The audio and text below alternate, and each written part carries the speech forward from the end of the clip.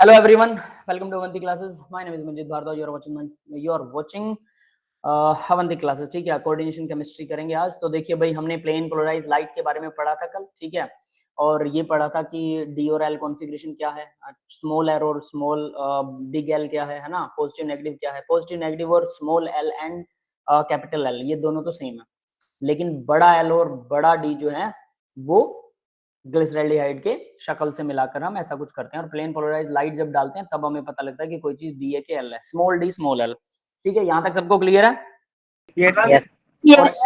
कुछ होता है, अगर देखिए सारा खेल है प्लेन पोलराइज लाइट का, तो इसमें दो तीन चीजें हैं जिससे हम ये पता कर सकते हैं कि वो कायरल मॉलिक्यूल है कि नहीं। कायरल मॉलिक्यूल का मतलब बता देता हूँ। कायरल वो होता है जो एनेंटियोमर बनाए, वो मॉलिक्यूल जिसके चारों एटम अलग अलग हों, तो हम कायरलिटी देखते हैं। कायरल मॉलिक्यूल को किसी भी तरह से, अब दो तीन चीजें यहां पर मैं मेंशन करवा रहा हूं, ठीक है, देखिएगा जरा क्या क्या है वो। कुछ पॉइंट्स हैं। पहला तो प्लेन पोलराइज लाइट से चेक करते हैं, ठीक है, और चलो इसी को पहला मान लेते हैं हम, ठीक है। एक तो हम चेक करते हैं कायरलिटी। कायरल मॉलिक्यूल जो होता है, ठीक है, वो एसिमेट्रिक होता है, या एसिमेट्रिक इकट्ठा ही लिखते हैं ना,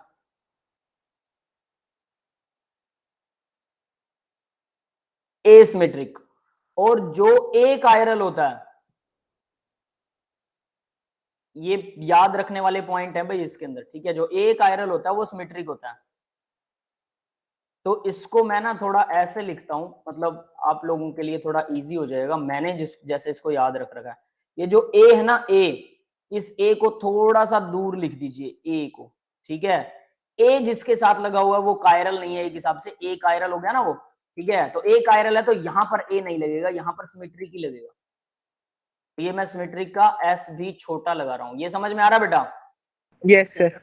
तो कायरल मॉलिक्यूल एसिमेट्रिकल होता है, और वही क्या करेगा, एसिमेट्रिक मॉलिक्यूल ही क्या करेगा, प्लेन पोलराइज लाइट को एल या डी या एल के अंदर कन्वर्ट कर सकता है। ये समझ में आ गया? This one, yes sir. ठीक है, ये ऑप्टिकल आइसोमर बनाएगा, ये एक कायरल मॉलिक्यूल ऑप्टिकल आइसोमर नहीं बनाएगा। अब एक कायरल का मतलब क्या है, तो भाई एक कायरल होता है जिसको किसी भी तरह से, एसिमेट्रिकल का मतलब होगा आप कैसे भी इसको दो बराबर हिस्सों में नहीं बांट सकते, किसी भी तरह से काट लीजिए। मैंने बोला था चारों एटम्स या चारों मॉलिक्यूल या चारों आयंस अलग अलग होने चाहिए। तो यहां अब एक और चीज लिख रहा हूं,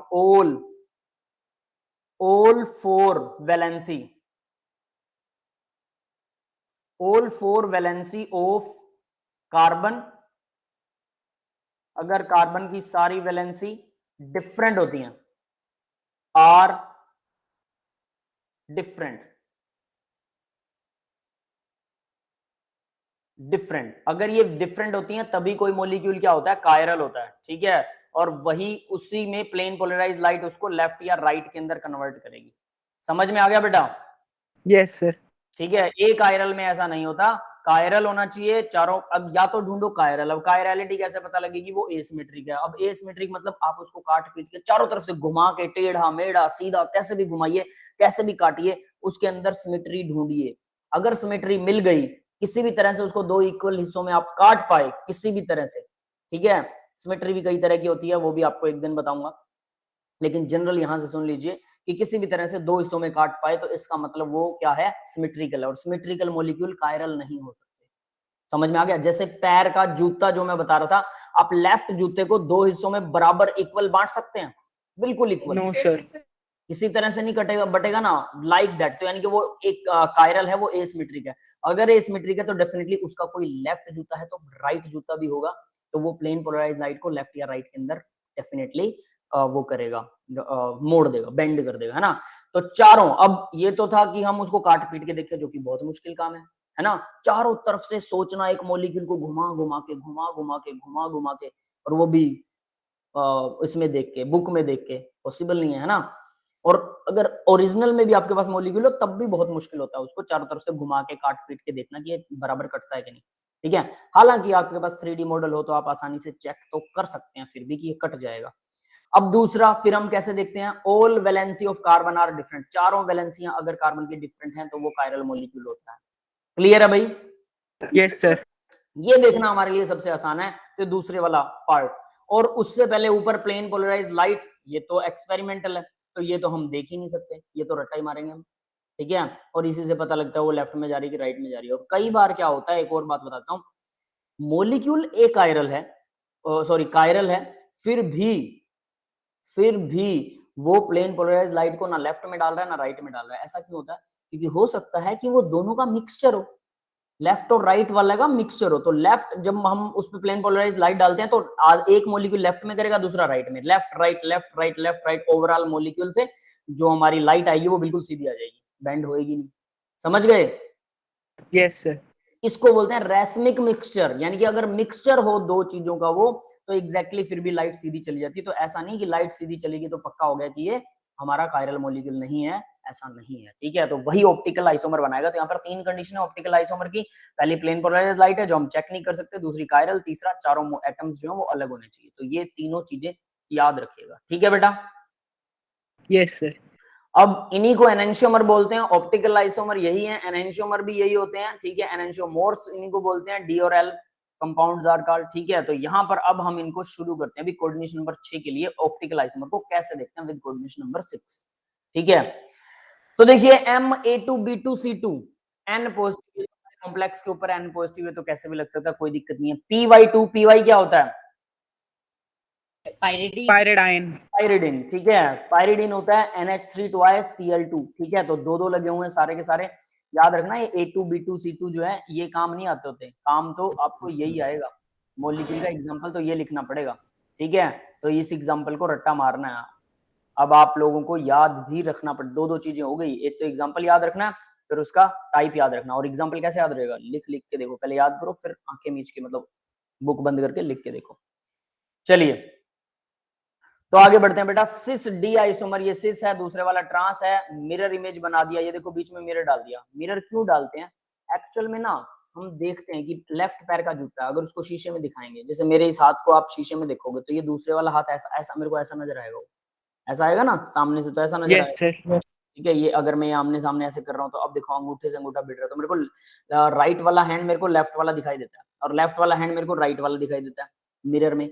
तो इसका मतलब ये दोनों एक दूसरे से अलग अलग हैं। तो हम यहाँ से भी एक अंदाजा लगाते हैं, ये भी एक पॉइंट है कि वो मिरर इमेजेस होते हैं, ठीक है। एक तीसरा पॉइंट और है, मतलब 3 की जगह 4 लिख सकते हैं हम इनको, यहाँ पर टोटल 2 लिख दिया ना मैंने, अब ये तीसरा लिख रहा हूँ, थर्ड पॉइंट, ठीक है। ये मेरे दिमाग से निकल गया था। तो देखिए ये क्या होना चाहिए, जो कायरल मॉलिक्यूल होता है वो एक दूसरे का मिरर इमेज होती है। Mirror images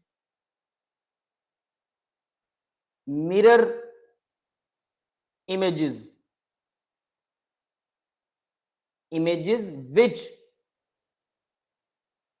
are non superimposable, एक दूसरे के ऊपर पूरा परफेक्टली फिट नहीं रख सकते, बोलते ना स्टैक लगा के रखना है, याद है सबको? Yes sir. तो इसको बोलेंगे non super imposable. Non super imposable mirror images होती हैं ये, ठीक है। यानी मिरर इमेजेस का मतलब वो एक दूसरे की मिरर इमेज होती है, असलियत में तो वो असली होते हैं। तो अब हम क्या करते हैं कि मिरर देख के, मिरर रख के देख लेते हैं कि एक दूसरे की मिरर इमेज बन रही है क्या। मान लो कि मैंने यहाँ पर मेरा हाथ लिया, दूसरा हाथ लिया, मुझे चेक करना है कि ये कैसे चेक होगा, ठीक है। तो मुझे चेक करना है कि कैसे चेक होगा, तो कैसे चेक करेंगे? सिंपल, हम बीच में मिरर रख के देख लेंगे, समझ गए? तो इस तरह से हमें पता लग जाएगा कि मिरर इमेजेस हैं कि नहीं है। क्लियर है बेटा? Yes sir. तो ये मिरर इमेजेस होती हैं एक दूसरे की, non super imposable mirror images, ठीक है भाई, क्लियर है? ठीक है। मेरे घर की लाइट चली गई और आ गई, लाइट गड़बड़ कर रही है भाई, चलो कोई बात नहीं, ठीक है। Mirror images which are non superimposable. चलिए 1 2 3, ठीक है। ये नॉन सुपर इम्पोजेबल, तो हम यहाँ पर क्या करते हैं, दो मॉलिक्यूल्स के बीच में मिरर रख के देखते हैं, ठीक है। तो हमने मिरर रख के देखा, तो देखो जरा मिरर रखने पर क्या ये एक दूसरे के बिल्कुल, Py इधर है तो ये मिरर में भी इधर ही दिखाई देगा, NH3 इधर है ये इधर ही दिखाई देगा, नीचे NH3 है नीचे ही दिखाई देगा, क्लोरीन दूर है तो मिरर में वो दूर ही नजर आएगा, ठीक है। समझ गए?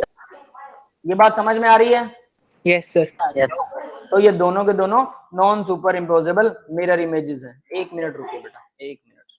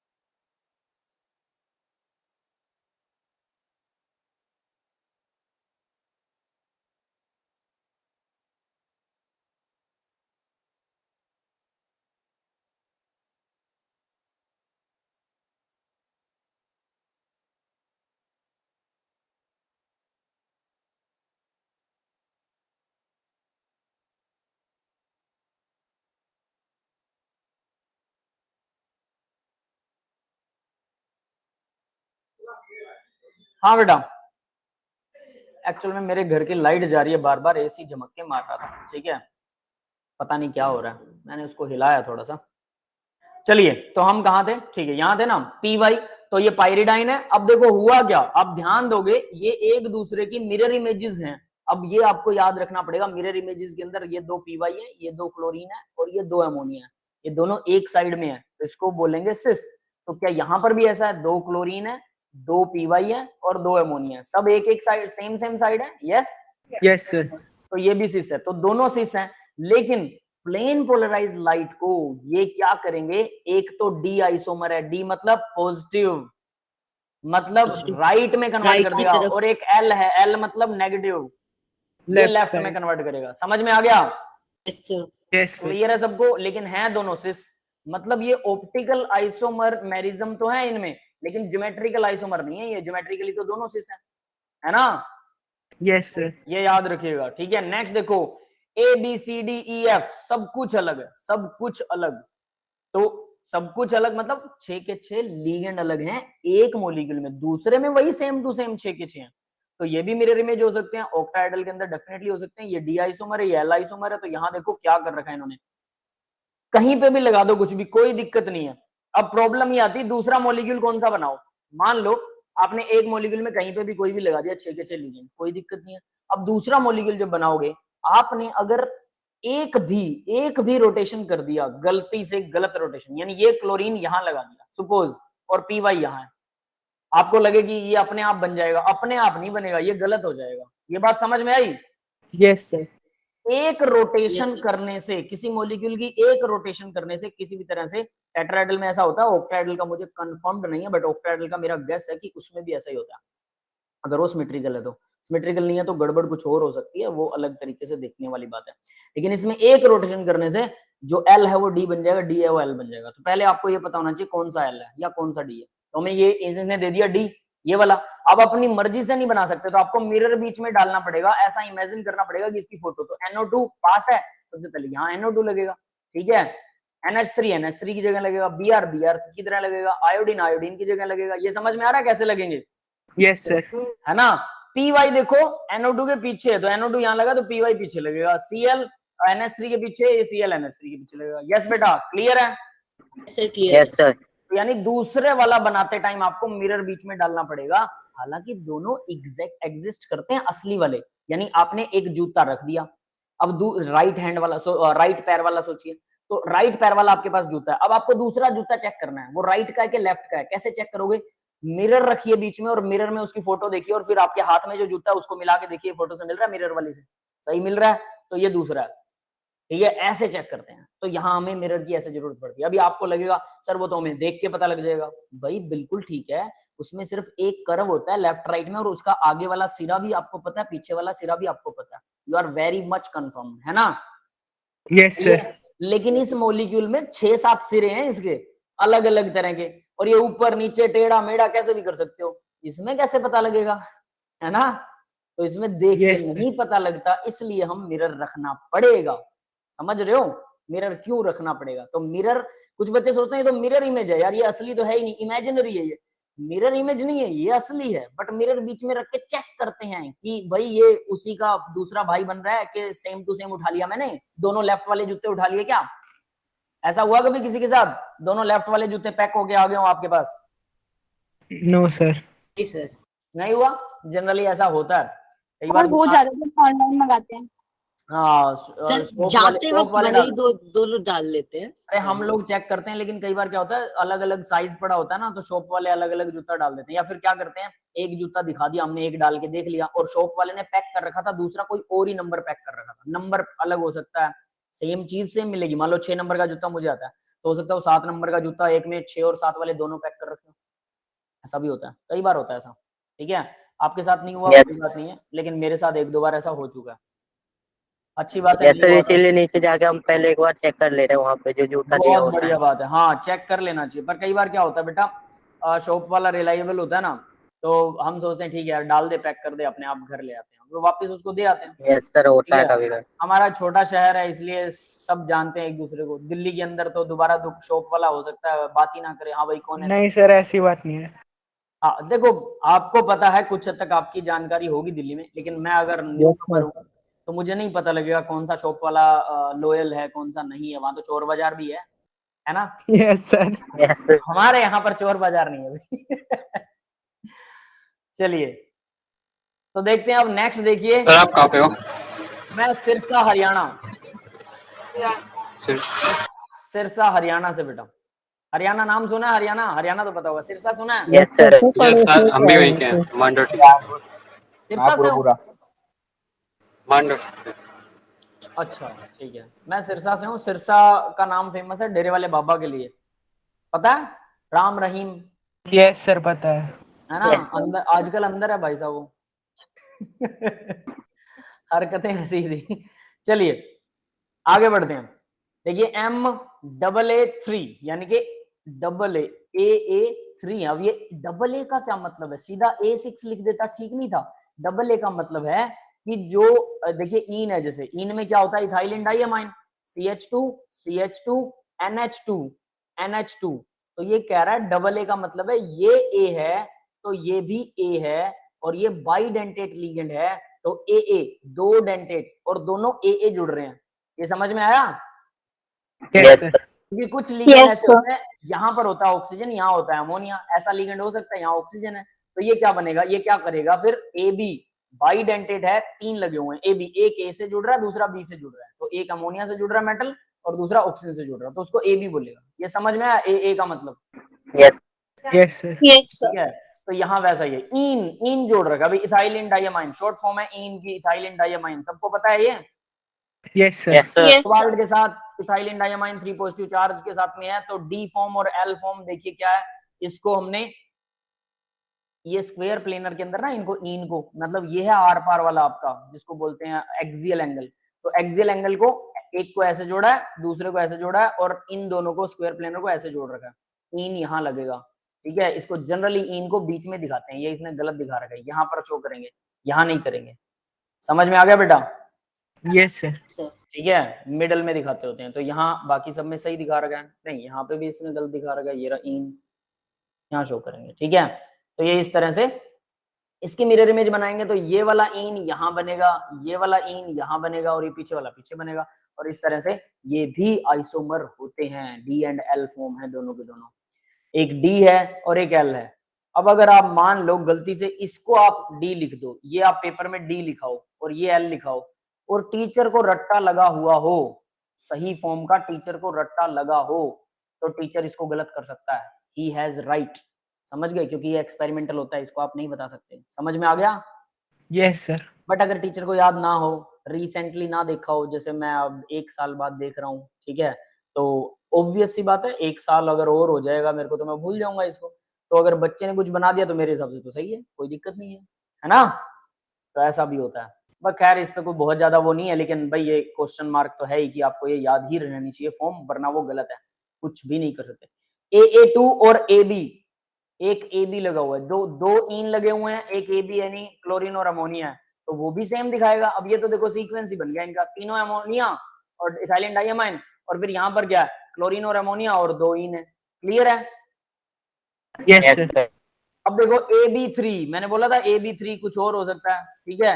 यहाँ पर ये ग्लाई क्या चीज होती है भाई? GLY, ठीक है? Glycerol. Yes, Sir, glycerol. Glycerol, is this glycerol? Sir GLY नाम पूरा याद नहीं आ रहा, बाइडेंटेड होता है, दो अलग अलग होते हैं। ग्लाइसिनेटो, यस, याद Yes, आया? sir. अब किसी को इसका लिगेंड याद है कि कैसा होता है वो? वो एक होता है ना, COOH, हाँ, एक NH2 होता है, एक O होता है, और एक O होता है। COH, और क्या होता है? CH2 होता है और NH2 होता है। वैसे ये ग्लिसरीन नहीं है, ये ग्लाई क्या बोलते हैं इसको? GLY, ये वो है amino acid, essential amino acid. C double bond O negative, यहाँ पर CH2 और ये NH2। यस, क्लियर है? Yes, sir. याद रखना भाई, हमने ये किया नहीं था क्या? मुझे याद आता है हमने कर रखा है शायद ये। तो मेटल को ये बाइडेंटेड होता है, एक ये नेगेटिव आयन देगा और एक ये लोन पेयर देगा। क्लियर है? Yes. Yes sir. GLY glycinato, that is the name. पूरी स्पेलिंग लिखूं क्या? बताओ। नो लिखनी पड़ेगी मेरे को क्योंकि आपको नाम तक याद नहीं है इसका। थोड़ा सा भूल गए थे। GLY ग्लाइसिनेटो, ठीक है, glycinato, that is this one. ठीक है, अभी देखिए इस ये भी वही इन वाला ही सिस्टम है इसका, है ना? Yes, sir. और ये बस सिस है, दोनों के दोनों सिस हैं। आपको बस इसमें ये ट्विस्ट याद रखना पड़ेगा, ग्लाई इधर जुड़ा है, इधर जुड़ा है, इधर जुड़ा है, ठीक है। और ग्लाई में एक खास चीज ये होगी भाई, समथिंग स्पेशल जिसको बोलते हैं कि उसमें ऑक्सीजन वाली साइड से जोड़ रहे हो कि NH2 वाली साइड से जोड़ रहे हो। अब यहाँ ऑक्सीजन है, यहाँ NH2 है, फिर आप यहाँ ऑक्सीजन कर दो या NH2 कर दो, कर सकते हैं कुछ गड़बड़, है ना? Yes, sir. ठीक है, तो एक सीक्वेंस में चलिएगा, शायद उससे फर्क पड़ता है, मेरे हिसाब से पड़ता है, बाकी मुझे कंफर्म तो है नहीं क्योंकि इनकी सर ना उस पे वो सिस और ट्रांस दोनों ही लिखा हुआ है। सिस और ट्रांस कोई भी हो, और इसमें भी सिस और ट्रांस कोई भी हो। अब ये सिस और ट्रांस का मतलब यही चीज मैं बता रहा था कि मान लो कि यहाँ पर अपने को ऑक्सीजन आ गया, यहाँ पर NH2 आ गया, फिर दूसरे वाले में यहाँ पर ऑक्सीजन आ गया, यहाँ पर NH2 आ गया, ऑक्सीजन ऑक्सीजन एक साइड में है, और इधर भी NH2 आ गया और इधर ऑक्सीजन आ गया, तो यहाँ पर NH2 एक साइड में है। समझ गए? Yes, sir. कुछ ऐसे करके वो सिस बनेगा, और इसको उल्टा कर दें तो ट्रांस बन जाएगा। तो ये सिस और ट्रांस दोनों तरह से इफेक्ट करता है, दोनों तरह से सही होगा, गलत नहीं होगा। क्लियर है? Yes, D sir. और एल दोनों तरफ से दिखाएगा वो, ठीक है। हालांकि इसमें डी और एल बदल जाने चाहिए मेरे हिसाब से, बट आई डोंट नो, इतना डीप में नहीं घुसेंगे हम, रहने दो इसको, ठीक है, इतना ही काफी है। आगे देखिए फोर्थ वाला, आयरन अमोनिया दो लगे हुए हैं, इन एक इन लगा हुआ है, और क्लोरीन, दो क्लोरीन है, तो दो क्लोरीन है, एक इन है और दो अमोनिया है, ठीक है। अब तो ये सीधा सीधा सिस दिख रहा है, दोनों सारे पास हैं, सिस डी आइसोमर, और इसका ये सिस ही रहेगा, L isomer, that's it. Clear है? Yes, sir. यस ये देखो देखने में बड़े आसान लगते हैं, बनाने में भी बड़े आसान लगते हैं, लेकिन रट्टा मारना बहुत जरूरी है इनका, इनको बना बना के देखिएगा, ठीक है। Next, Okay. इन दो है, क्लोरीन दो है, तो दो इन लगा दिए, दो क्लोरीन लगा दिए, डी सिस डी आइसोमर है और सिस एल आइसोमर है, ठीक है भाई। यस, आगे बढ़ सकते हैं। Yes, sir. देखिए आइसोमर तो देखने में बड़े आराम से आसान लगते हैं, ठीक है, इनके अंदर की कहानी बस हमें पता होनी चाहिए, तो अगर वो पता है तो आसानी से ये हो जाएंगे, ठीक है। ये फिर से क्यों हैंग हो रहा है भाई? आ गया। अब आगे आता है ऑर्गेनोमेटालिक कंपाउंड, ये हम कर चुके हैं, ऑर्गेनोमेटालिक कंपाउंड क्या होते हैं, है Yes, ना? sir. ये हो गए हैं। हाँ, Yes, sir. लेकिन इसके अंदर कुछ खास था, मैंने इसको ऐसे नहीं कॉपी किया होगा, मतलब वरना मैं इसको डिलीट मार देता।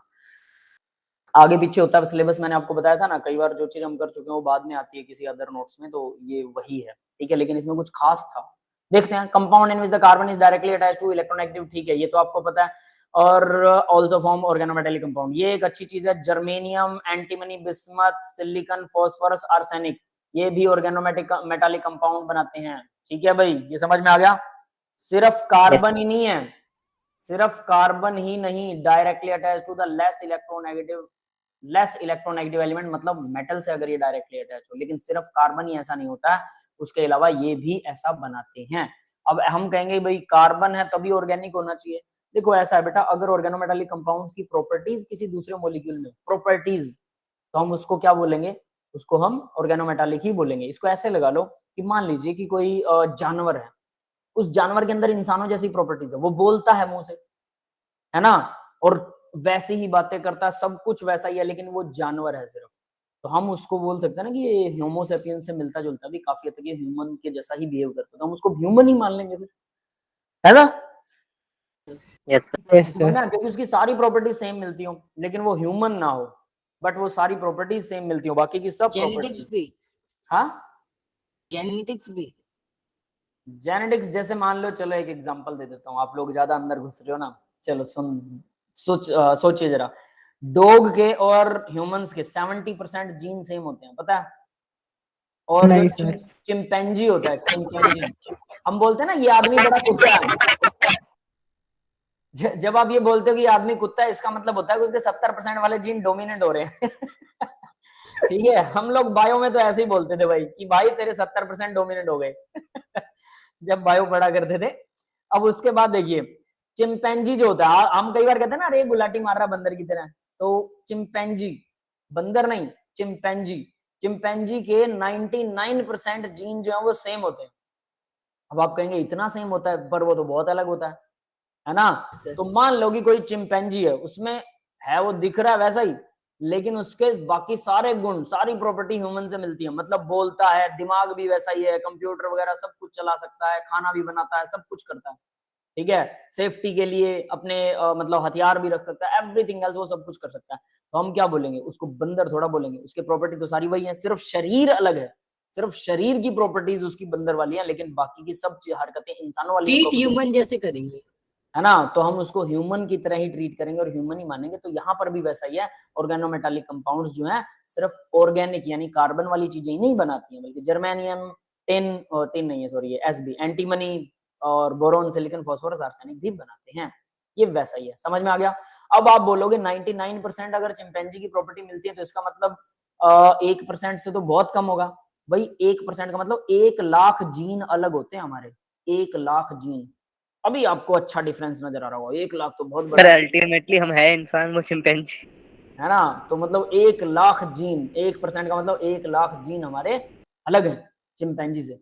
ठीक है, that is why we are human and chimpanzees. इतने सालों के इवोल्यूशन के बाद भी 1,00,000 जीन ही बदल पाए हैं। देखा, अरे एवोल्यूशन बहुत ठंडी प्रोसेस है, म्यूटेशन बहुत जबरदस्त वाली प्रोसेस है, लेकिन म्यूटेशन को कंट्रोल नहीं किया जा सकता। म्यूटेशन क्या म्यूटेशन चीज कैसे होती होता है? है? क्या बेटा? म्यूटेशन कैसे होता है? म्यूटेशन जैसे मान लीजिए केमिस्ट्री क्लास लगाऊं, बायो लगाऊं? अरे सर ये यशवीर तो बायो के क्वेश्चन पूछ रहा है। जी देखिए बायो चलो, पढ़ने में मजेदार होती थी ना पहले, अब मैथ ले ली। अरे पता है क्या, बायो मजेदार नहीं होती है, मैं बता देता हूँ। जब बायो पढ़ोगे ना तब बायो में याद करना पड़ेगा, तो बायो भी बड़ी कंफ्यूजन लगेगी और बड़ा नहीं सर जी, रट्टा tedious मारने में लगेगी। अच्छे थे ना। केमिस्ट्री के अंदर भी अगर मैं अभी आपको बॉम्ब बनाने की प्रोसेस ही समझाने लग जाऊं ना, आप सभी बड़ा इंटरेस्ट से सुनेंगे कि अच्छा ऐसे करके बॉम्ब बना सकते हैं, ये तो बहुत आसान है ना। तो लाइक दैट हर चीज में कुछ ना कुछ इंटरेस्टिंग होता है बेटा, बायो में भी होता है, लेकिन बायो की सिर्फ इंटरेस्टिंग चीजें ही यहाँ पर आप सुनने को मिल रही हैं आपको, इसलिए बायो आपको लग रहा होगा कि बहुत बढ़िया चीज है। जब बायो में बोरिंग चीजें पढ़ते हैं, याद करते हैं, रट्टा मारते हैं, तो बहुत कुछ दिमाग घूम जाता है कि यार इसमें सर अगर इसी सेम चीज को याद करने के लिए कह दी जाए तो यही बोरिंग हो जाएगा। क्रैमिंग, बायो में बहुत ज्यादा क्रैमिंग होती है, तब बोरिंग लगता है। ठीक है, तो यही चीज मैं आज डिफाइन करने की थोड़ी कोशिश कर रहा था। देखिए जब आप स्टडीली पढ़ते हो, अभी एक स्टूडेंट मेरे को बोल रहा था ना कि सर बस यही चल रहा है, क्वेश्चन लगाते हैं, ठीक है, लेक्चर लगाते हैं। एक टाइम आता है जब स्टडी बोरिंग हो जाती है, उस टाइम सबसे पहला देखो काम होता है, पढ़ाई को शुरू करना बहुत मुश्किल होता है बहुत से बच्चों के लिए। अगर आप शुरू कर चुके हो तो कोई दिक्कत नहीं है, बहुत बढ़िया। उसके बाद में मिडिल में एक टाइम आता है कि हर रोज वही लेक्चर सुनना, आपको थोड़े दिन बाद ऐसा लगेगा सर सिर्फ मतलब हमें पढ़ते ही सब कुछ समझ में आ रहा है, पढ़ते ही सब कुछ समझ में आ रहा है, क्योंकि पीछे वाला जैसे जैसे आप होमवर्क करते जाओगे, पढ़ते ही वो चीजें आसानी से समझ में आएंगी और आपको लगेगा कि अरे यार सब कुछ समझ में तो आ रहा है, सर तो शायद ऐसा कुछ खास करवा ही नहीं रहे हमको। ऐसा फील होगा, याद रखना मेरी बात, जब आप रेगुलर पढ़ोगे। और उसके बाद में आपको फिर थोड़े दिन बाद ऐसा लगेगा बोरिंग, पढ़ाई बोरिंग सी लगेगी। ठीक है, आता तो है, क्यों करना है, क्यों इतना मत्था मारना है। उस टाइम को जो निकाल लेता है, जो स्टूडेंट उस टाइम वहां से बोरिंगनेस को निकाल लेता है, बाहर निकाल लेता है, उस टाइम भी वो लगातार पढ़ता रहता है, वो स्टूडेंट लास्ट एंड तक पहुंचता है। और जो एंड तक पहुंचना वो बहुत जरूरी है। शुरू करना बहुत से लोगों के लिए शुरू करना बहुत आसान होता है और खत्म करना बहुत मुश्किल होता है। सबसे पहला काम मुश्किल है शुरू करना, उसके बाद उसको खत्म करना, क्योंकि बीच में एक ऐसा टाइम आएगा जब आपका दिल करेगा कि यार आ तो रहा है, काम मत करो, मत लगाओ क्वेश्चन नहीं भी सॉल्व करेंगे तब भी हम कर लेंगे, हमें समझ आ गया। वो सबसे बड़ी गलती है, सबसे बड़ी गलती जो बीच में बहुत से लोग करते हैं। शुरू करना मुश्किल है, शुरू करने के बाद बीच में बहुत से लोग ऐसी गलती करते हैं और जो इससे निकल जाते हैं फिर वो एंड नहीं कर पाते, लास्ट में मतलब आगे थोड़ा ढीले पड़ जाते हैं। लास्ट में भी फुल फ्लैग जोर के साथ, जोश के साथ हमें उसको एंड करना है। ये तीनों स्टेप बहुत जरूरी हैं। जो 3 स्टेप करता है, कहीं जब आपको बोरिंग फील हो, कुछ ऐसा लगे, तो नो वरी, हम बायो भी बीच में पढ़ लिया करेंगे, बायो की इंटरेस्टिंग चीजें बताया करेंगे आपको। ठीक है, बायोलॉजी आती है मुझे थोड़ी बहुत, मैंने पढ़ा रखी है +1 2 को बायो। ठीक है, और मैंने पढ़ भी रखी है, BSc क्लास तक मेरे पास बायोलॉजी थी। चलिए तो आगे बढ़ते हैं बेटा। ऑर्गेनोमेटालिक था, तो ये अब आपको समझ में आ गया होगा। RZrR डाई एल्काइल जिंक है, फ्रैंकलैंड रिएजेंट, फ्रैंकलैंड रिएजेंट, ठीक है भाई, ये आपने नाम सुना होगा पहली बार, ठीक है। जेडन जिंक के साथ डाई एल्काइल जिंक और डाई एल्काइल ये alkyl magnesium halide Grignard reagent, ये तो हम कर चुके हैं, याद है? यस सर, याद है। ये नाम तो मैंने आपको बताया, और ये आप प्लस 2 में बहुत पढ़ोगे बहुत, लेकिन ये डाई एल्काइल जिंक एक आधी जगह पर आएगा। और आगे देखिए, sodium acetate, sodium ethoxide, sodium mercaptide, sulphur लग जाएगा, मरकैप्टन सल्फर के लिए भी बोलते हैं। These are not organometallic compound because these compounds metal is not directly attached to the carbon atom. तो मेटल कार्बन एटम से अटैच नहीं है, सोडियम ऑक्सीजन से है, ये भी सोडियम ऑक्सीजन से है, ये सोडियम सल्फर से है, कार्बन से नहीं है। और सल्फर नहीं बनाता, बल्कि जर्मेनियम और एसबी एंटीमनी, बिस्मथ नहीं है sorry, antimony, boron, silicon, phosphorus, arsenic, ये बनाते हैं, ठीक है। तो ये नहीं है, these are not organometallic, not organometallic, ये नहीं है। आगे देखिए, BOCH3 thrice is not organometallic. Boron जुड़ा हुआ है ऑक्सीजन CH3 के साथ में, तो बोरोन का बॉन्ड किससे है? कार्बन से है, तो ऑर्गेनोमेटालिक होना चाहिए ना, ठीक है। तो देखो यहां पर क्या हो रहा है अभी, ऑक्सीजन CH3 के साथ ऑक्सीजन डायरेक्टली लगा, फिर बोरोन लगा हुआ है, ये समझ में आया? Yes sir. ये वाला बॉन्ड, यस ठीक है, इसको अदरवाइज मत लेना, C डबल बॉन्ड O मत कर देना इसको। लेकिन यहां पर देखो, CH3B OCH3 twice, OCH3 twice is organometallic. क्यों? इसके अंदर कार्बन के साथ में B का बॉन्ड है, ठीक है। Yes sir. Yes, sir. दिख रहा है? OMC, ये OMC है, क्यों है? यहां पर आप बॉन्ड देख सकते हैं, और वो नहीं है, not OMC, not organometallic compound.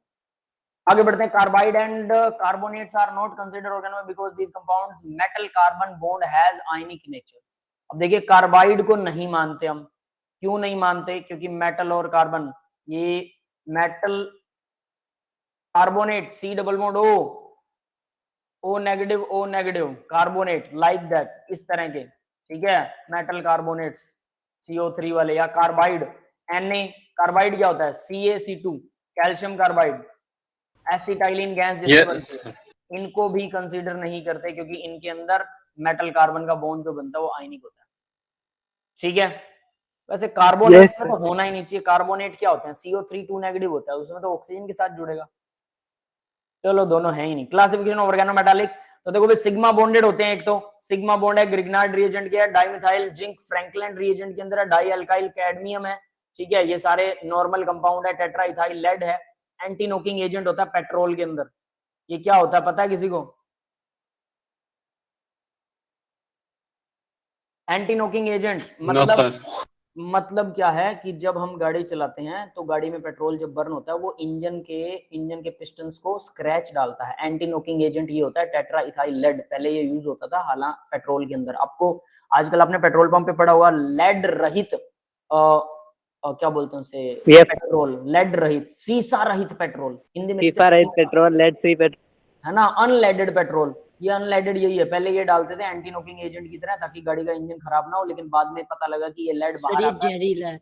Lead oxide की फॉर्म में, और हमारे बॉडी में जाता है। और अगर कोई लेडी प्रेग्नेंट हो, ठीक है, कोई माता बहन प्रेग्नेंट हो, तो वो प्रेग्नेंट लेडी के बच्चे के लिए भी उसको मंद बुद्धि बना देता है, ठीक है। अपंग बच्चा, जो मंद बुद्धि होते हैं ना, जिनके अंदर मतलब बेचारे Yes, sir. हाथ पैर काम नहीं करते, लाइक दैट, दिमाग Handicap. है ना, वैसा कुछ। तो ये बहुत खतरनाक था, इसके बाद में इसको हटा दिया गया, सीसा रहित पेट्रोल आया। आगे जिंगलर नाटा कैटलिस्ट अभी बहुत इंपॉर्टेंट है। जिंगलर नाटा कैटलिस्ट क्या काम करता है? पॉलीथीन बनाने के काम आता है। पॉलीमराइजेशन ऑफ एल्कीन, एल्कीन क्या? वही CH2 ये होता है पॉलीथीन का Yes, स्ट्रक्चर। sir. CH2 और ये बहुत सारे CH2, ये लीजिए NCH2, कितने हजारों में, ठीक है, ये होता है पॉलीथीन। तो ये एल्कीन से बनता है, कार्बन कार्बन में डबल बॉन्ड है, डबल बॉन्ड तोड़ दिया हमने, तो क्या हुआ? सिंगल बॉन्ड बच गया, तो इसकी एक वैलेंसी खाली होगी, इसकी एक वैलेंसी, ऐसा ही एक और मॉलिक्यूल आगे जोड़ दिया, एक और जोड़ दिया, और इस तरह से हम इसके नीचे N लिख देते हैं और ये जुड़ते जाएंगे। क्लियर है बेटा? सर यस हाँ बेटा। सर ये पॉलीथीन तो मतलब जब मैंने पढ़ा था तो उसमें था कि इसको हम रेड हॉट कॉपर ट्यूब में डाल देते हैं, उसके बाद पॉलीमराइज होता है ये। किसमें? रेड हॉट कॉपर ट्यूब, और उसके अंदर कुछ टेम्परेचर, कॉपर या आयरन की जो ट्यूब होती है। ठीक है, उसमें डाल सकते हो, किसने मना किया है, उससे बन जाता है, लेकिन उससे ना पॉलीमराइजेशन का लेवल उतना बढ़िया नहीं होता, समझ रहे हो। क्वालिटी नाम की भी एक चीज होती है कि आपने बना तो लिया। इसको ऐसे कह लो कि मैं अगर आपको कहूं कि चलो बेटा आज प्रणव बेटा आज आप खाना बनाओगे, शाही पनीर आप बनाने वाले हो, ठीक है, तो ऐसा तो है नहीं कि आप पनीर नहीं बना सकते, बना सकते हो, यस सर। है ना। बूंद भान तो आप लेंगे ही, आग जलानी है, नमक मिर्च डालना है और पनीर डालना है, कुछ ना कुछ तो बना ही लेंगे। लेकिन क्या आप वैसा टेस्ट लेके आ सकते हो?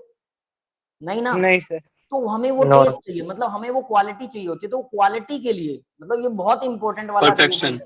परफेक्शन के लिए जिंगलर नाटा कैटलिस्ट जो हमारा पॉलिथीन बनता है ना, इसके अंदर भी ना पॉलिथीन दो तीन तरह का होता है। हाई डेंसिटी पॉलिथीन होता है, एक लो डेंसिटी पॉलिथीन होता है। मतलब पॉलीमराइजेशन जिसमें कम होती है वो लो डेंसिटी बनता है, जिसमें ज्यादा होती है वो हाई डेंसिटी बनता है, समझ गए। तो पॉलीमराइजेशन का भी लेवल होता है। आप ऊपर से लैब में करने के लिए थोड़ा सा एक हल्का सा 1 ग्राम 2 ग्राम बनाने के लिए आप वैसा कॉपर ट्यूब वगैरह कुछ यूज कर सकते हो, थोड़ा सा अमाउंट में आपको बन जाएगा। लेकिन उसका परसेंट यील्ड कितना मिलेगा, मान लो वो 5% वो होता है, पॉलीमराइज होता है, और जिंगलर नाटा यूज करोगे 95% हो जाता है, 5% वेस्ट होता है। तो बताओ कौन सा बढ़िया सर जिंगलर नाटा वाला। है ना। दूसरी चीज कि ऐसा नहीं है कि सिर्फ एक ही मेथड से चीजें बन सकती हैं, there are lots of variety of method जिससे वो चीजें बनाई जा सकती है। तो दोनों बातों से ये वाला ज्यादा इंपॉर्टेंट है, ठीक, इसलिए मैं बोल रहा हूँ ये बहुत इंपॉर्टेंट है। क्लियर है? Yes sir. ठीक है, तो ये भाई जिंगलर नाटा कैटलिस्ट जो है ये भी इंपॉर्टेंट है। आप लोग वैसे इसको पढ़ेंगे +2 में ही पढ़ेंगे, लेकिन अभी नाम सुन लीजिए, ताकि सुना सुना होता है ना तो बंदे को लगता है हाँ कुछ है। एल्यूमिनियम के साथ में ethyl try ethyl aluminium plus PiCl4, और इसकी बाद में एक प्रोसेस होती है, सीधा सीधा नहीं करता, ठीक है। ये सिग्मा बॉन्ड है, सारे सिग्मा बॉन्ड है। पाई बॉन्ड वाले फेरोसिन, अभी अभी हमने किया था फेरोसिन, पाई बॉन्ड के साथ में रिएक्शन करता है ना, ईटा 5 5 यस सर। 5 जोड़ रहा है, और इथाइलिन डाइअमाइन, नहीं क्या नाम था इसका, CP, ठीक है, साइक्लोपेंटाडाइन, ठीक है। Eta is the number of the carbon atom combined with metal atom. दूसरा है जी साल्ट पढ़ा था, प्लेटिनम Cl3 और eta 2 C2H4, yes yes sir. Dibenzene chromium. अब ये भी होता है, इसमें 6 होता है। अब ये आपने नहीं पढ़ा ना, इसको हम बना सकते हैं। तो बनाना क्या है, यहाँ पे Cr लिख दो, ठीक है। और बेंजीन के लिए क्या लगा सकते हैं भाई, कोई सिंबल होता है बेंजीन का, किसी को पता है क्या? नहीं सर। होता है, ये रहा, ठीक है। Okay sir. पहली बार देखा होगा ना। Yes, ये Yes, बेंजीन sir. का पीएच का मतलब फिनाइल है, उसमें एक हाइड्रोजन कम है, हमें कम नहीं करना, समझ गए? yes, yes sir. ठीक है। उसके बाद आगे देखिए, सिग्मा और पाई दोनों जिसमें होते हैं, निकल कार्बोनाइल 4 है और FeCO5 है। ये क्या कह रहा है भाई, the transition metal group 6 7 8 9 10 0 oxygen state के अंदर होती हैं। Type of organometallic form such type carbonyl compound of these metal have sigma and pi bond. इनमें सिग्मा और पाई बॉन्ड होते हैं, कैसे? चलो ये आप मेरे को बताओगे, मैं नहीं बताऊंगा, बताओ। सर ये CO है ना, ये बैक बॉन्डिंग करवाएगा तो पाई बॉन्ड हो जाएगा फिर। Back bonding CO back bonding करता है। हमने बैक बॉन्डिंग पे बहुत मत्था मारा है, याद है? Yes sir. पहले सिग्मा बनाएगा, बाद में बैक बॉन्डिंग yes, करेगा। sir. समझ में आ गया सभी को, everyone? Yes sir. Yes sir. ठीक है। एप्लीकेशन ऑफ कोऑर्डिनेशन, अब देखिए ये खैर एक जनरल क्लासिफिकेशन थी, इसमें कुछ खास आपको मिलेगा नहीं, बस नाम मिले, है ना, इससे हमें कोई फर्क पड़ता भी नहीं है। तो ये समझिए कि ये हमारे बहुत ज्यादा काम की तो नहीं है। लेकिन यहाँ पर एप्लीकेशन ऑफ कोऑर्डिनेशन कंपाउंड, ये है एक काम की चीज, फटाफट करवाऊंगा। इनऑर्गेनिक चीज है ये, कैसे किस चीज को डिटेक्ट किया जाता है। तो रिएक्शन, हमने बहुत सारी रिएक्शन करवाई, फिर हमें पता लगा कि इस रिएक्शन को करवाने से ये चीज को डिटेक्ट किया जा सकता है। तो कुल मिला के उसको रट्टा मारना है। क्लियर है भाई, ये बात कंफर्म्ड है सभी को? Yes, yes sir. तो रट्टा मारने के लिए तैयार हो जाइए, तो इसमें कुछ समझाने वाला है नहीं। निकल के लिए टेस्ट है भाई यहाँ पर, ठीक है, टेस्ट फॉर निकल। निकल के लिए कैसे टेस्ट करना, निकल गिव द रोजी red.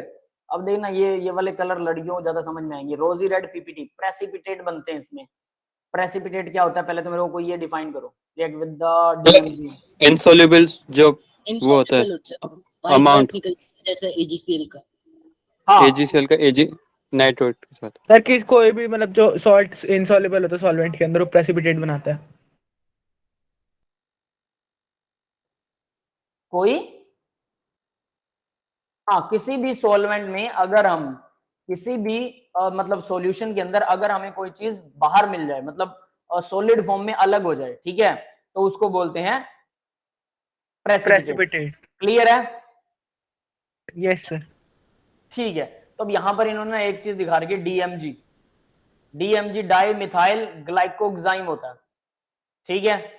DMG as a ligand कैसे यूज होता है ये बताइए जरा।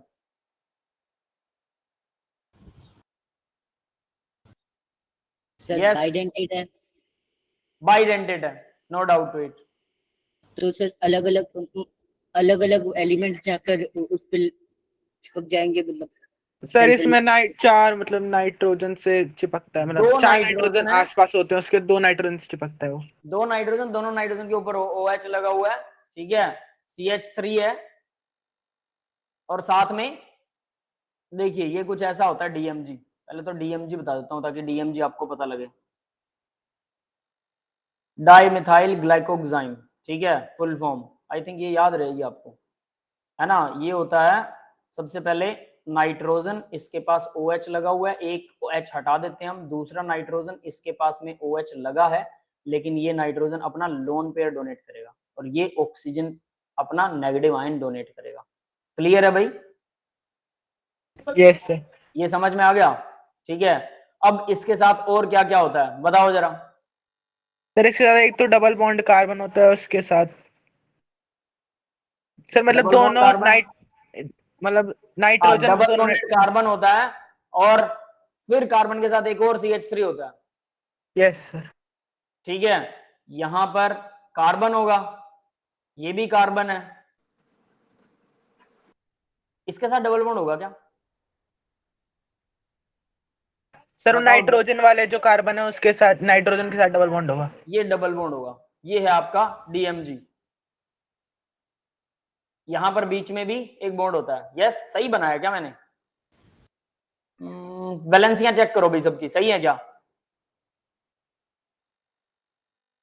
सर वो नाइट्रोजन के साथ कोवेलेंट बॉन्ड बनाएगा ना ऑक्सीजन, तो नाइट्रोजन के साथ ऊपर होगा। नहीं, ये तो सही बॉन्ड है, सही है, सही है, कोवेलेंट ही है, हाँ बिल्कुल सही है। सही है, सही है भाई, सही है, डीएमजी सही है। Di methyl glyoxime that is DMG, ठीक है।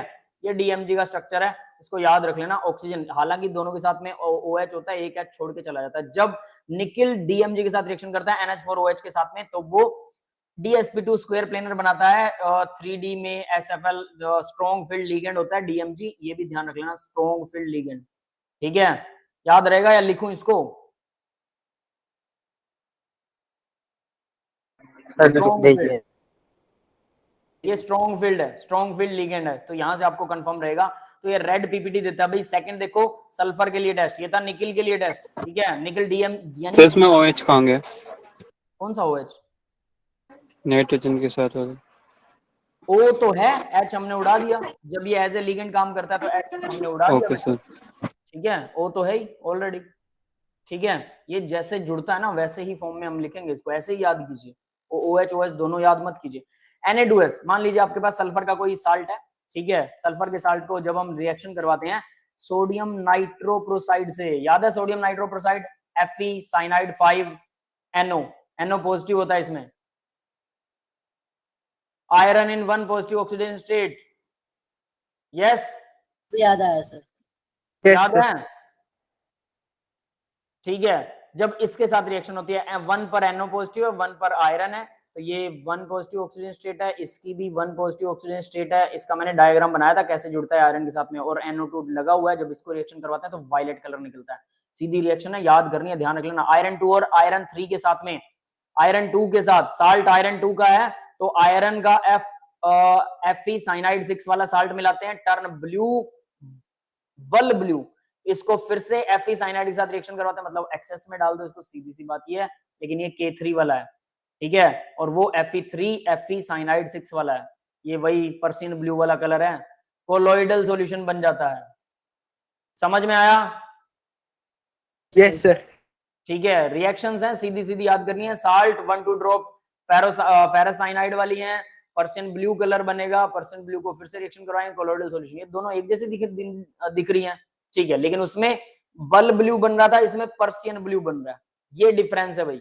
Fe4 है, Fe3 है, बनेगा सेम। क्लियर है? Yes sir. दोनों रिएजेंट हमने किए थे अगर याद हो। नेक्स्ट देखो, टेस्ट फॉर Fe3, ये Fe2O एंड Fe3 दोनों के लिए थे।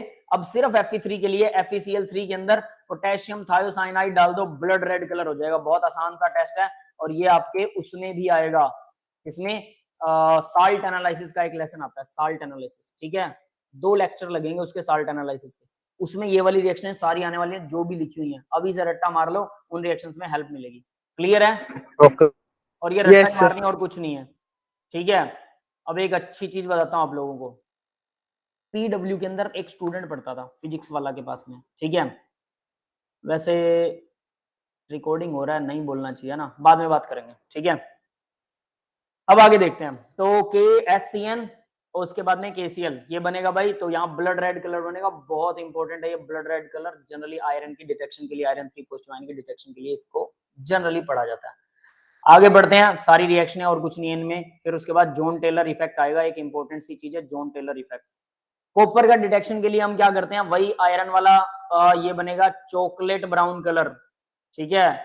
सबको सब कुछ खिलाएंगे आज। एक ब्राउन रिंग टेस्ट है, यस सर, स्कूल में भी किया। नाइट्रेट, ठीक है। Yes, sir. Oxidising agent, reducing agent, R का मतलब रिड्यूसिंग एजेंट, रीडॉक्स रिएक्शन होने वाली है, तो ये ऑक्सीडाइजिंग और रिड्यूसिंग एजेंट ना भी याद करें तब भी चलेगा, ठीक है। ये आपको कंफ्यूज करेंगे या मैं लिखूं इसको, चलो लिख देता हूँ, है ना, वरना कहीं आप सोचो कि ऑक्सीडाइजिंग एजेंट, ठीक है। यहां से अब आपको कम से कम याद हो जाएगा, ये कंफ्यूज नहीं होगे, ठीक है।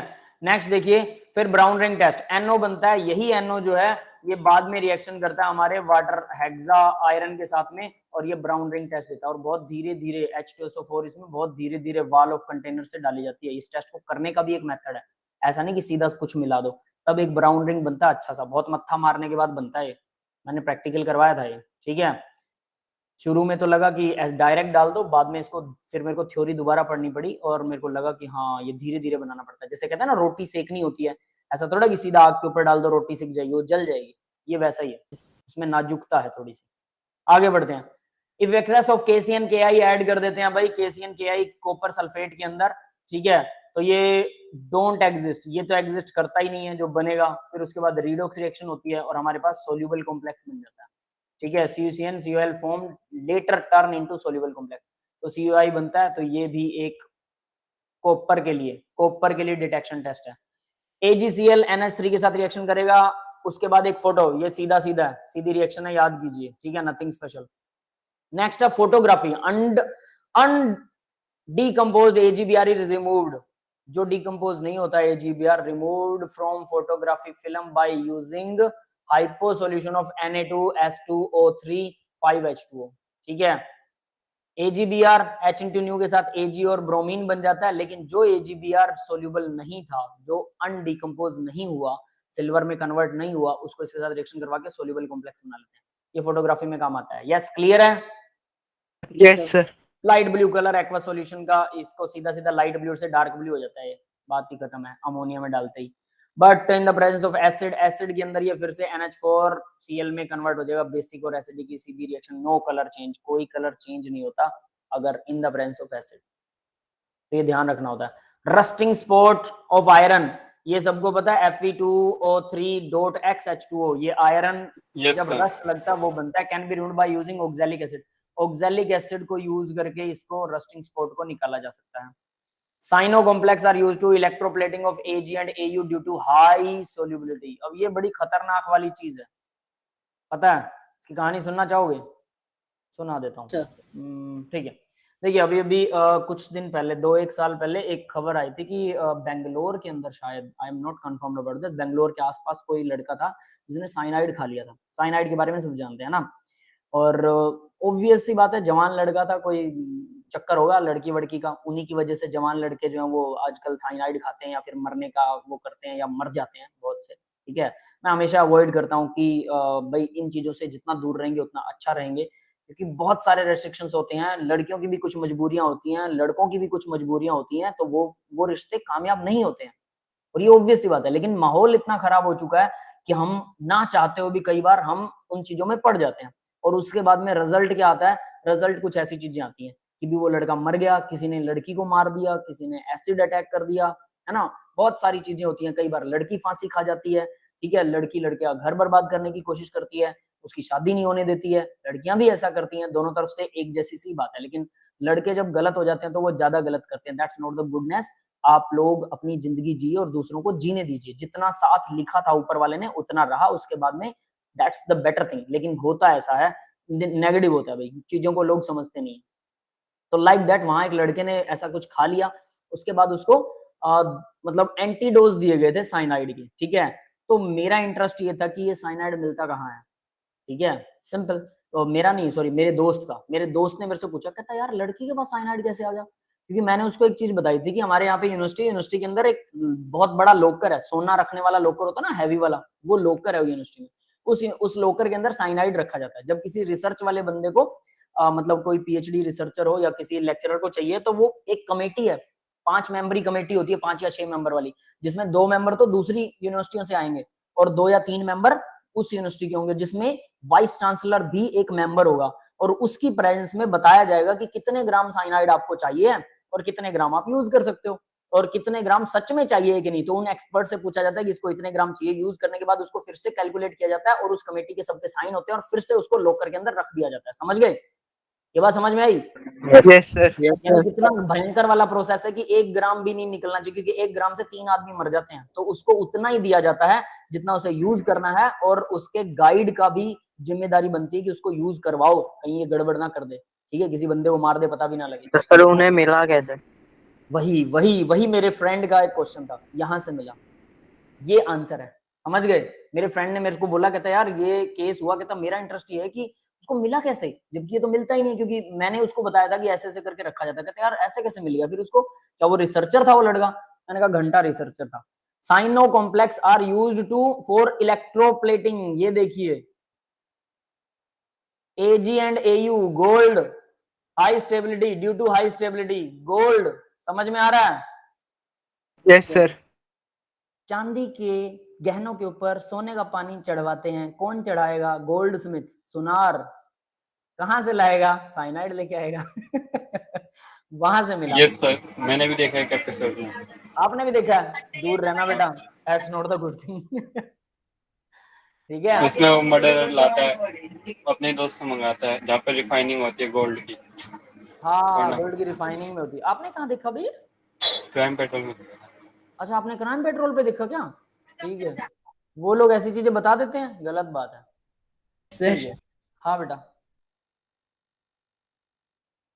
तो चलिए। मारने के बढ़िया बढ़िया तरीके बता देते हैं।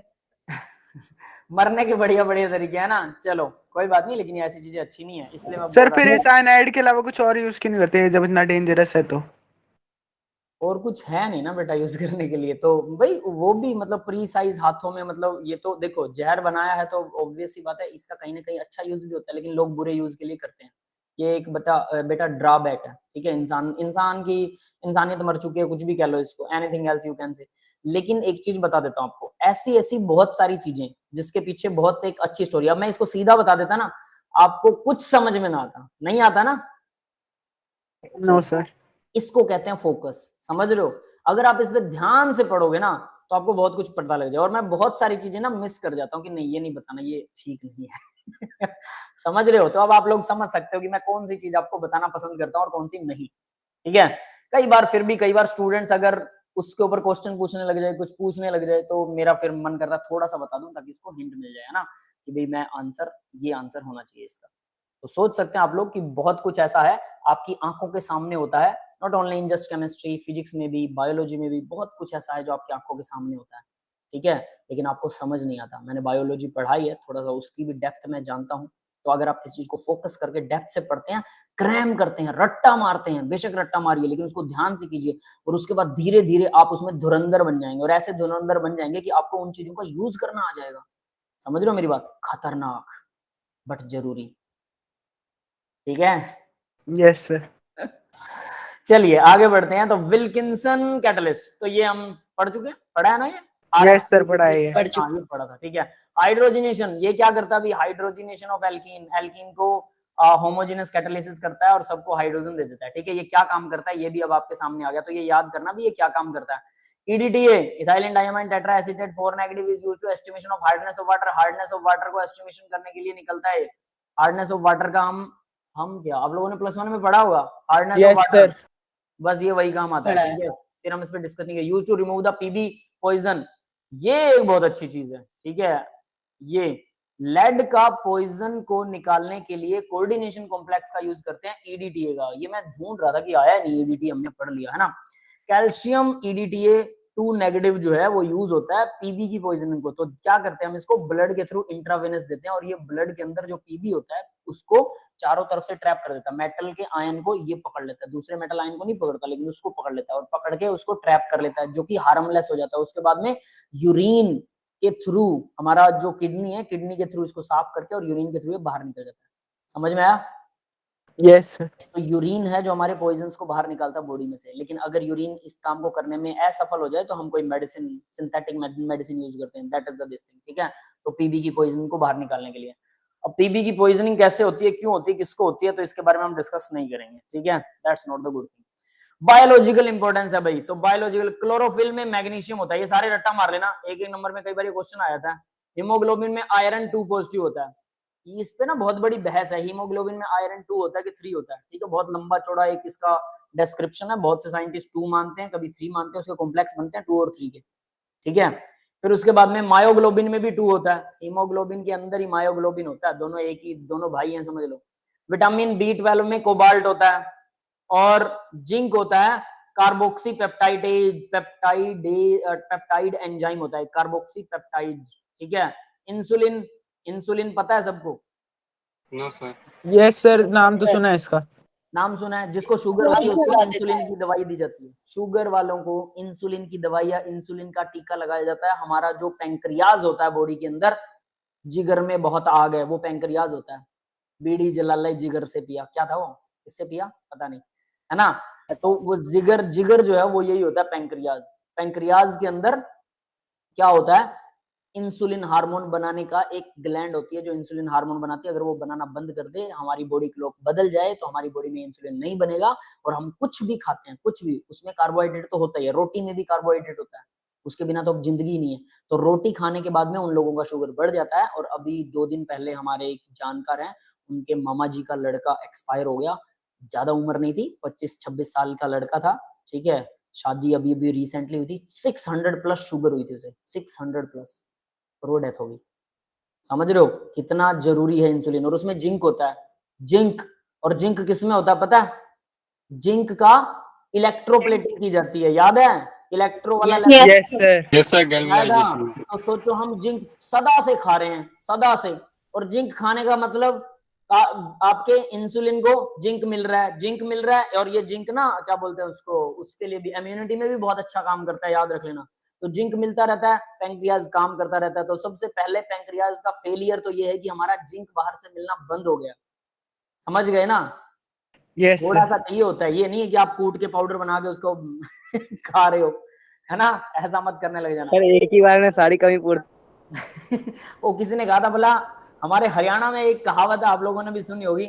तो वो घर वाले कहते हैं यार इसमें आयरन की कमी है, आयरन की कमी है ना। डॉक्टर बोलता रहता है आयरन की कमी, आयरन की कमी। वो लड़का होता है उसमें खून की कमी होती है, तो लास्ट में वो तंग हो जाता है। तो वो दोबारा डॉक्टर के पास जाता है, कहता है यार तेरे में फिर भी आयरन की कमी है। तो डॉक्टर को कहता यूं ऐसे पूरी नहीं होगी आयरन की कमी, एक सरिया उठा और मेरे हलक में डाल दे, तब पूरी होगी आयरन की कमी, है ना। तो वो हरियाणवी में बोलता है वो, ठीक है। मैंने हिंदी में ट्रांसलेट किया है, लेकिन ये वो थोड़ा अच्छा नहीं लगा होगा। डॉक्टर ने क्या किया?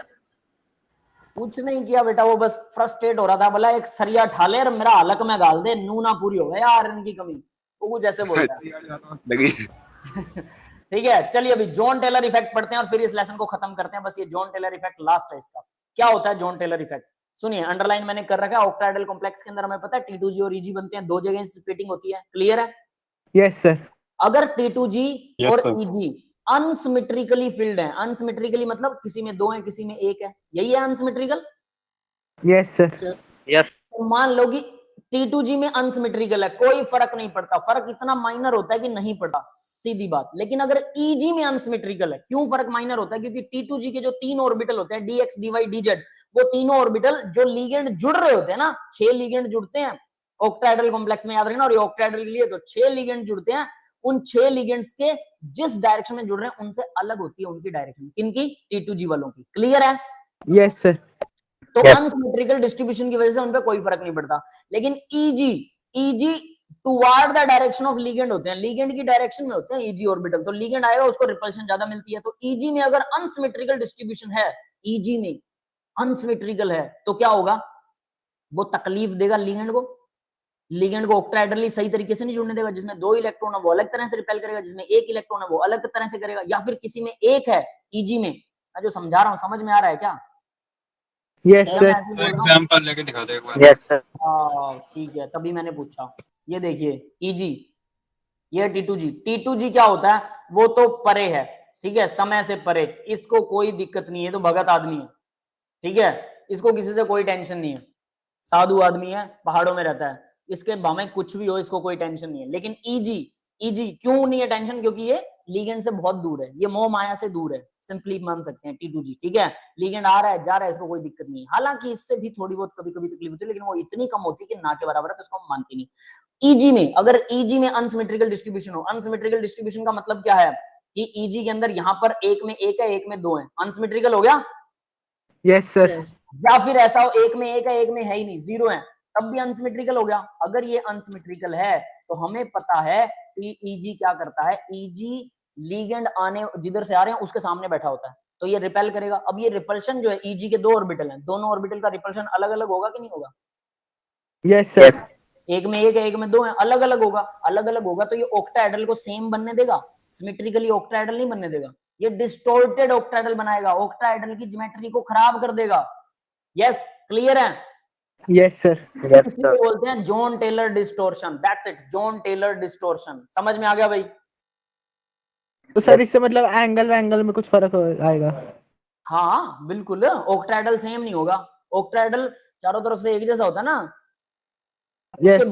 उसके बॉन्ड टेढ़े मेढ़े हो जाएंगे, इलोंगेट हो जाएंगे, ठीक है, और वो छोटे या बड़े हो जाएंगे। तो यहाँ पर अब उसको भी हम पढ़ेंगे, वो छोटे बड़े हो जाते हैं असलियत में, ठीक है। तो यहाँ पर देखिए इन्होंने क्या किया, ऑक्टाहेड्रल सिमेट्रिकली अरेंज, ये सिमेट्रिकली अरेंज होता है, ठीक है। They repel 6 ligand equally repel करते हैं सारों को।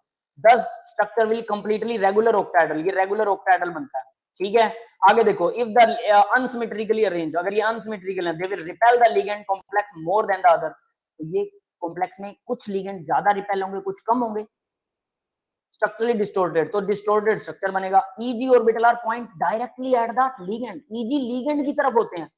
तो ये अनसिमेट्रिकल EG अगर भरता है, अगर this unsymmetrical filling of EG orbital result in some ligands being repelled more than other, कुछ लिगेंड ज्यादा रिपेल होंगे, कुछ कम होंगे। This cause the symmetrical distortion of the octahedral shape, the contrast T2G। तो ये सिमेट्रिकल डिस्टोर्शन करेंगे, but T2G don't point toward the, ये पॉइंट नहीं होते हैं सिमेट्रिकली T2G में, तो ये लगभग ना के बराबर, इनको बोलते हैं usually too small to major, इतना कम होता है कि ना के बराबर होता है। समझ में आ गया? Yes yes sir. सर। ठीक है। अब वो कैसे कैसे करते हैं, अब उसकी भी बात करते हैं भाई, कि वो T2G EG किस तरह से अनसिमेट्रिकली डिस्ट्रीब्यूशन को डिफाइन करते हैं, ठीक है। अगर Z स्क्वायर में आ जाए तो क्या होता है, और अगर x square minus y square में, क्योंकि EG में 2 ही ऑर्बिटल होते हैं, Z स्क्वायर और x square minus y square, yes. Yes sir. तो दोनों ऑर्बिटल्स के अंदर अगर अलग अलग आता है तो क्या होता है, वो है यहाँ पर मेन चीज, ठीक है। उसके बाद में एक ट्रांस इफेक्ट भी है भाई, अच्छा ये छोटा सा टॉपिक है, चलो। तो देखो, if DZ square orbital contain 1 more electron then this, यानी DZ स्क्वायर में इसके अंदर 2 इलेक्ट्रॉन्स हैं, 2 इलेक्ट्रॉन्स, सीधी सी बात। या फिर हो सकता है इसमें 1 है उसमें 0, ऐसा भी हो सकता है, तो मैं इसको 2 नहीं लिखूंगा, ठीक है। तो क्या होगा, ligand approach to the Z positive और Z नेगेटिव। देखो Z स्क्वायर ऐसा होता है भाई, ऐसा होता है ना Z स्क्वायर, यस सर। तो इसमें एक पॉजिटिव हिस्सा होगा, एक नेगेटिव होगा, यस। Yes sir. ठीक है। Yes. तो यहां मैं इसको चलो अच्छे से बना देते हैं, इसको Z स्क्वायर को, ताकि आपको थोड़ा बेटर आइडिया रहे इसका। तो इसके अंदर एक पॉजिटिव और एक नेगेटिव, इस तरह से 2 ऑर्बिटल्स होने वाले हैं। तो ये मान लो ये इसका पॉजिटिव हिस्सा, नीचे वाला ये नेगेटिव हिस्सा है, ठीक है। तो ये नेगेटिव, तो ये क्या कहता है, ये बोल रहा है ligand approaches along Z positive और Z नेगेटिव, ये अप्रोच जो कर रहे हैं ये ज्यादा रिपल्शन फेस करेंगे, जिसकी वजह से क्या होगा, repulsion distortion result in the elongation of the octahedral. तो ऑक्टाहेड्रल इलोंगेशन हो जाएगा। तो यहाँ मान लीजिए सेंटर है और मैं यहाँ ऑक्टाहेड्रल बना रहा हूँ, ठीक है, इस तरह से ये लिगेंड जुड़े हुए हैं। तो देखिए इलोंगेशन का मतलब क्या है, ये बॉन्ड लंबा हो जाएगा और ये बॉन्ड भी लंबाई में चला जाएगा। Yes, elongation. यस सर, ये समझ में आ गया अभी, इलोंगेशन। यस सर, और ये किसकी वजह से होता है, डी जेड स्क्वायर की वजह से, डी जेड स्क्वायर ऑर्बिटल की वजह से, ये याद रख लेना, इसकी वजह से ये इलोंगेशन होता है। और अगर उल्टा हो तो अब आप समझ सकते हैं। तो यहां इसको बोलते हैं tetragonal elongation, tetragonal, not tetrahedral, tetragonal है ये, याद रख लेना। क्यों, ये टेट्रागोनल 4 ही बच जाएंगे बाद में, ऐसा कुछ है इसकी कहानी। D X square minus Y square orbital contains the extra electron. अगर इनके पास एक्स्ट्रा इलेक्ट्रॉन हो तो X square minus Y square पर, तो ये एक्स और वाई एक्सिस पर क्या करेंगे, elongate. Then elongation will occur X and Y axis, X Y axis पर। This mean that the ligand approach more closely to Z axis. तो ligand Z axis पर मोर क्लोजली अप्रोच होने वाले हैं, ठीक है। Yes sir. तो इसका मतलब देखिए जरा, जेड एक्सिस पर, तो इसका मतलब क्या है, ये कहता है कि अगर ऐसा होगा तो ये वाले ज्यादा बड़े हो जाएंगे लिगेंड। तो मैं इनको इलोंगेशन करवा रहा हूं, ठीक है, ये लंबाई मानिए इनको, और ये छोटे रह जाएंगे, ये छोटे रह गए। Yes, yes sir. तो मैं इनको लिख रहा हूं, ये इलोंगेट हो रहे हैं। इलोंगेशन किसका हो रहा है, स्क्वायर प्लेनर वाले का इलोंगेशन हो रहा है। तो ये स्क्वायर प्लेनर वाले, ये जो हैं, ये जो स्क्वायर प्लेन बनाएंगे ये इलोंगेट हो जाएंगे। यस, समझ में आ गया। Yes sir. तो इसका मतलब जेड एक्सिस वाले ये शॉर्ट रह जाएंगे, है ना, ये वाले रह जाएंगे शॉर्ट। ठीक है भाई, समझ में आए कहानी। Yes sir. बस ये होता है इसमें। तो टेट्रागोनल कंप्रेशन बोलते हैं, इसका मतलब जेड एक्सिस कंप्रेस हो गई, कंप्रेस, ठीक है। और किसकी वजह से होती है ये, D X square minus Y square ऐसा करते हैं, ठीक है। और ये कंप्रेस कर देंगे इसको, कंप्रेस। समझ में आ गया बेटा। Yes sir.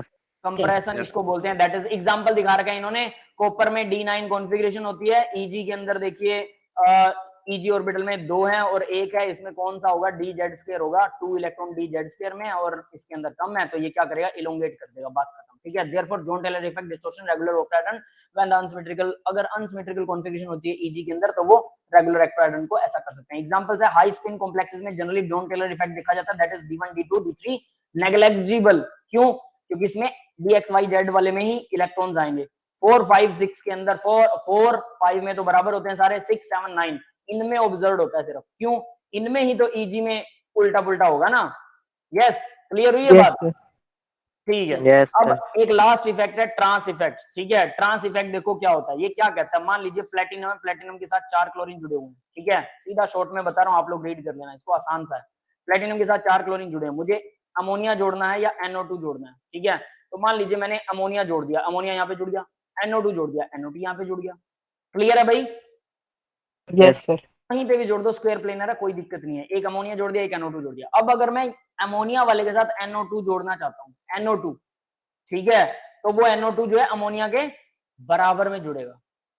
समझ में आया। Yes sir. लेकिन अगर बताता हूं, सुनिए, अगर NO2 वाले के साथ अमोनिया जोड़ रहा हूं तो वो NO2 के अपोजिट में अमोनिया जुड़ेगा, बराबर में नहीं जुड़ेगा। ये समझ में आया। Yes sir. इतनी बात समझ में। अब इसका कारण होता है ट्रांस इफेक्ट। ट्रांस इफेक्ट क्या है, यहां बोल रहा है chlorine is higher in the trans directing series than ammonia.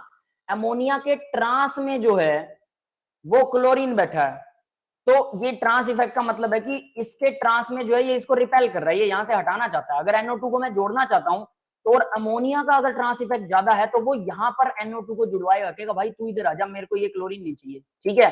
लेकिन इस केस में क्या होता है, क्लोरीन का ट्रांस इफेक्ट ज्यादा होता है अमोनिया से, इसलिए वो अमोनिया को ही हटा सकता है, या तो ये कर सकता है, या फिर क्लोरीन इधर से हटेगा, अमोनिया वाली साइड में NO2 नहीं जुड़ेगा। बट इस केस में क्या होता है, NO2 का ट्रांस इफेक्ट क्लोरीन से ज्यादा है, तो वो NO2 क्लोरीन वाले को हटा देगा और यहाँ अमोनिया को जोड़ देगा। समझ में आ गया। Yes sir.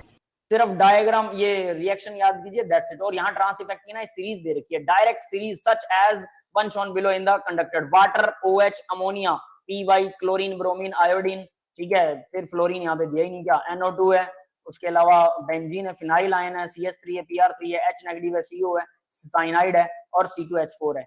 इसको याद रखिएगा, H को, H नेगेटिव को, H नेगेटिव हाइड्राइड शिफ्ट होता है जब आप रीअरेंजमेंट रिएक्शन करेंगे, ट्रांस इफेक्ट की वजह से भी हाइड्राइड शिफ्ट होता है। कई बार हाइड्राइड शिफ्ट प्रीडोमिनेंट होता है किसी दूसरे एटम या मॉलिक्यूल के शिफ्ट की बजाय। समझ में आया?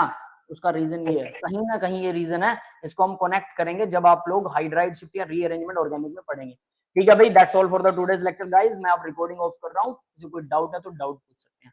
आपका यहाँ से लेसन खत्म हो गया, कोऑर्डिनेशन इज कंप्लीटेड टुडे। आप कुछ बता देते